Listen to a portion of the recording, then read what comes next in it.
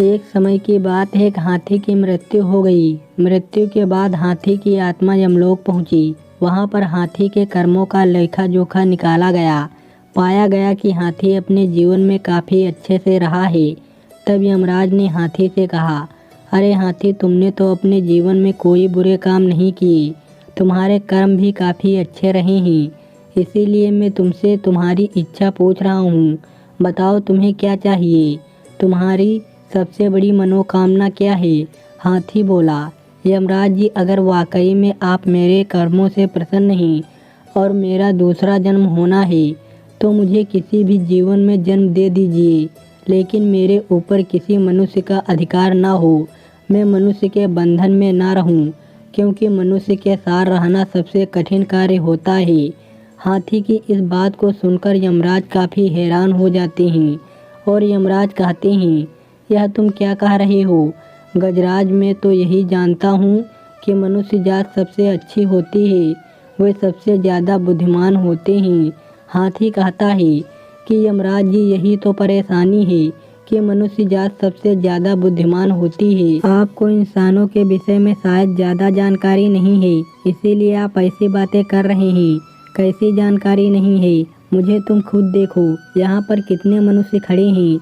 उन्हें उनके कर्मों के अनुसार जो मिल रहा है उसे बिना किसी परेशानी के स्वीकार कर रहे हैं। ऐसे में हाथी कहता है कि महाराज, मतलब आपको अब तक किसी जीवित इंसान से पाला नहीं पड़ा है। यह तो मृत हैं, यह तो सिर्फ मनुष्य की आत्माएं हैं। किसी जीवित मनुष्य से मिलिए तो आपको पता चल जाएगा। ऐसे में यमराज काफ़ी परेशान हो गए। तब यमराज ने कहा, ठीक है, तुम्हारी बात को आजमाने के लिए मैं तुम्हारे मालिक को यहीं जीवित मंगवाता हूँ। अगर तुम्हारी बात सत्य निकली तो तुम जो कहोगे वैसा ही करूँगा, लेकिन अगर तुम्हारी बात गलत साबित हुई तो तुम्हें वापस उसी मालिक के पास जाकर रहना होगा जहाँ तुम पहले थे। हाथी ने अब यमराज की शर्त मंजूर कर ली और यमराज को भी हाथी की बातें काफ़ी दिलचस्प लगी और वह किसी जीवित मनुष्य से मिलकर उसके बारे में जानने को उत्सुक हो गई। उन्होंने अपने यमदूत को आदेश दिया कि जाओ, जाकर इसके मालिक को जीवित लाओ। यमराज की आज्ञा मानकर 4 यमदूत गए हाथी के मालिक को लेने, लेकिन अब उनके सामने परेशानी यह थी कि मालिक को लेने धरती पर पहुंचकर जीवित मनुष्य को लाए तो लाए कैसे। इसीलिए वो लोग उसके सोने का इंतजार करने लगे। जब हाथी का मालिक पलंग पर सो गया तो यमदूतों ने पलंग सहित उसे उठा लिया और वे यमलोक की तरफ चले। थोड़ी देर बाद जब हरीलाल की नींद खुली तो उसने खुद को आसमान में उड़ते हुए पाया। नीचे देखा तो धरती नजर भी नहीं आ रही थी। तब उसने उन चारों यमदूतों से पूछा, आप कौन हैं? मुझे कहाँ ले जा रहे हो? यमदूत बोले कि हम यमदूत हैं और तुम्हें यमलोक ले जा रहे हैं। तभी सेठ कहता है, यमलोक तो लोग मृत्यु के बाद जाते हैं, लेकिन मैं तो जीवित हूँ। इस पर यमदूत ने कहा, आज वहाँ पर एक जीवित व्यक्ति की ज़रूरत है। दरअसल एक हाथी ने यमराज से कहा है कि जीवित व्यक्ति को लेकर आओ, तब आपको पता चलेगा। अरे वह तो मेरा हाथी है जिसकी आज मृत्यु हुई है, लेकिन उसने मुझे ऊपर बुला लिया। तब परेशान हरीलाल ने कोई तरकीब लगाने की सोची ताकि उसका जीवन सुरक्षित रहे। इधर उधर देखने पर उसे उसके पलंग पर ही एक कलम और कागज़ मिल गया। उसने उस पर कुछ लिखा और थोड़ी देर में ही वह यमलोक पहुंच गई। जब वो यमराज के सामने पहुंचा तो यमराज जोर जोर से हंसने लगा और हाथी के तरफ देखकर बोले, यह लो, तुम्हारा मालिक आ गया। अब यह इंसान भला क्या कर लेगा? हाथी बोला, थोड़ा सब्र कीजिए महाराज, आपको सब पता चल जाएगा। यमराज बोले, इधर आओ। लेकिन बीच में ही रुककर हरीलाल कहता है, यमराज, क्या आपको पता है कि मैं कौन हूँ? तभी यमराज कहते हैं, मैं तो सिर्फ इतना जानता हूँ कि तुम इस हाथी के मालिक हो। इसके अलावा मैं तुम्हारे बारे में कुछ नहीं जानता। अब तुम ही बताओ कि तुम कौन हो। तब हरीलाल कागज़ यमराज को देते हुए कहता है, यह लीजिए, आप खुद ही पढ़कर जान लीजिए कि मैं कौन हूँ। यह वही कागज़ था जिस पर उसने आते हुए कुछ लिखा था। जब यमराज ने वो कागज़ खोलकर पढ़ा तो यमराज हैरान रह गए और अपने सिंहासन से नीचे उतर आए, इसके बाद यमराज ने खुद हरिलाल को अपने सिंहासन पर बिठा दिया। जैसे ही वह सिंहासन पर बैठा उसने सबसे पहले यमराज से कहा, यमराज, आज से यमलोक पर से आपका शासन खत्म हुआ। आज से मैं यहाँ का राजा हूँ। मैं जैसा कहूँगा हर किसी को वैसा ही करना होगा। तब हाथी कहता है कि यमराज जी, आप देखिए आगे आगे होता है क्या। तभी हरिलाल कहता है कि आज से स्वर्ग और नर्क का झंझट खत्म, सभी के सभी स्वर्ग जाएंगे। तब नर्क में रहने वाले लोग स्वर्ग में आ गए।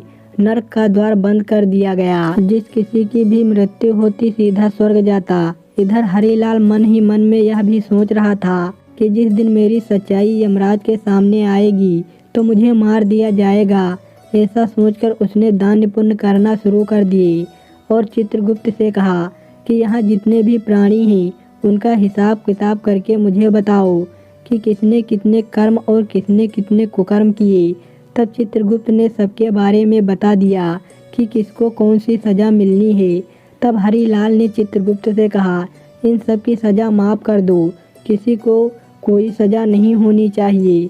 तब हरिलाल हाथी की ओर देखकर बोला, क्यों गजराज, कैसे हो? तुम्हारी मृत्यु हुई तो मुझे भी अपने पीछे बुला लिया। हाथी हरिलाल के नज़दीक जाकर बोला कि मालिक, नीचे तो आप मेरे मालिक हैं, लेकिन एक बात बताए कि आप यमलोक के मालिक कैसे बन गए? हरिलाल ने कहा, यह राज की बात है तो मैं कैसे बता दूं? मालिक, मुझे भी इंसान बना देना, नीचे जाकर आपका नौकर बनकर रहूँगा, लेकिन यह राज मुझे बता दो।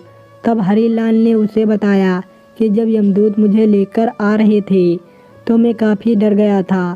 संयोग से मेरे पास एक कागज़ था, मैं उस पर लिख दिया कि यमराज, धरती से जो मनुष्य आपके पास आ रहा है उसे अपना सिंहासन दे देना। और उसके नीचे मैंने भगवान विष्णु का नाम लिख दिया। हाथी अब तो इंसानों की बुद्धि से और भी ज़्यादा हैरान हो गया। फिर उसने हरिलाल से कहा कि मालिक, कृपा करके मुझे इंसान ही बनाना, मैं आपका नौकर बनकर रहूँगा। हरिलाल बोला, ठीक है, लेकिन यह बात किसी को बताना मत। हाथी ने भी हाँ में सिर हिला दिया। धीरे धीरे करके 7-8 दिन बीत गए। स्वर्ग में लोग बढ़ते जा रहे थे, नरक लोक बंद हो चुका था।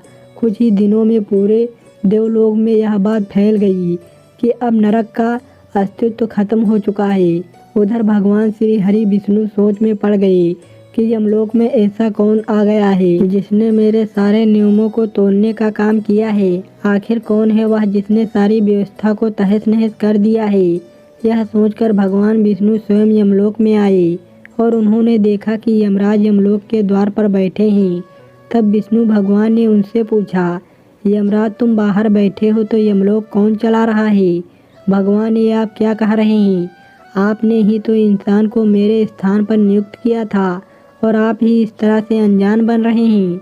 उसने जो मुझे कागज़ दिया था उसमें साफ साफ लिखा था कि मैं उस यमलोक का सिंहासन उस व्यक्ति को दे दूं और उस पर आपके हस्ताक्षर भी थे। आपको यकीन नहीं होता तो यह देखिए। भगवान विष्णु ने कहा, मैंने तो ऐसा कभी नहीं किया, कौन है वह? फिर भगवान विष्णु थोड़ा सोचकर कहते हैं, यमराज, कहीं तुमने किसी जीवित व्यक्ति को यमलोक तो नहीं बुला लिया? आप बिल्कुल सही कह रहे हैं प्रभु, मैंने एक जीवित इंसान को ही यमलोक में मंगवाया है। तभी यमराज ने शुरू से लेकर अब तक की सारी बात भगवान श्री हरि विष्णु को बताई। ऐसे में भगवान विष्णु को हंसी आ गई और वह मुस्कुराते हुए बोले, यमराज, तुम अब भी नहीं समझ पाए कि उस मनुष्य ने तुम्हें झूठा पात्र दिया। उस पर मेरे नहीं बल्कि उसके खुद के हस्ताक्षर थे जो उसने मेरे नाम से किए हैं। अगर वह तुम्हें पात्र नहीं देता तो तुम उसे बुद्धिमान नहीं समझते। तुम्हें उसकी होशियारी का अंदाज़ा कैसे लगता? भगवान विष्णु की यह बात सुनकर यमराज ने अपने सिर पर दोनों हाथ रख लिए। उन्हें सारा माजरा समझ में आ चुका था। उन्होंने भगवान विष्णु से कहा, प्रभु, इस मनुष्य की रचना तो आपने काफ़ी अद्भुत की है। जैसे ही भगवान विष्णु यमराज के साथ यमलोक आए, हरिलाल अपने सिंहासन से उठकर नीचे हो गया और भगवान विष्णु से बोला, प्रभु, मुझे तो आपका ही इंतजार था। मैं कब से यही सोच रहा था कि कब आपके दर्शन होंगे और मुझे इस कार्य से मुक्ति मिलेगी। तब भगवान मुस्कुराते हुए कहा, तुम बहुत चालाक हो। देखो यमराज, जीवित व्यक्ति को यमलोक बुलाने का क्या परिणाम हुआ। यमराज ने हाथी से कहा, गजराज तुम शर्त जीत गए। मैं अब तक यही समझता था कि हम देवताओं से अधिक समझदार और कोई नहीं है, परंतु मैं गलत निकला। आज तुम्हारी वजह से मेरे सारे भ्रम दूर हो गए। अब हाथी यमराज से शर्त जीत चुका था। ऐसे में उसने यमराज से कहा कि यमराज जी, आप मुझे भी मनुष्य बना दें। यमराज ने उसकी शर्त मान ली और हरीलाल को वापस धरती पर भेज दिया। लेकिन यमलोक की सारी बातें उसके दिमाग से निकाल दी, यानी कि हरीलाल को यमलोक की कोई भी बात याद नहीं थी। वह फिर से आम जिंदगी जीने लगा। कहानी अच्छी लगी हो दोस्तों तो लाइक और सब्सक्राइब करिए। धन्यवाद दोस्तों।